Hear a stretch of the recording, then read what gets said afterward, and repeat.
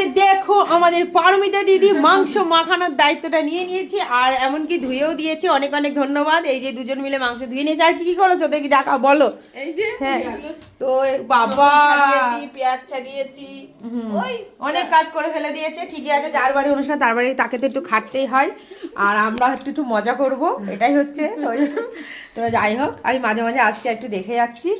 আর এখনো বাহ বাহ প্রচুর কাজ করে ফেলেছে। কি কি রান্না হবে সেটা তোমরা বুঝতেই পারছো। বেশি লঙ্কার গুঁড়ো দিও না কিন্তু, বেশি লঙ্কার গুঁড়ো দিও না কিন্তু। কেন দিলে কি আমার বর খায় না, জ্বলবে? আমার বর খায় না, ওই জন্য আমি বললাম। তোমাদের আর কি, তোমাদের বররা তো খায়, আমার বর খায় না বলে আমার মন খারাপ করে না। দেখলেই বলবে লঙ্কার গুঁড়ো দিয়েছো, দেখে দেবো না, কোনো দেখে দেবো না।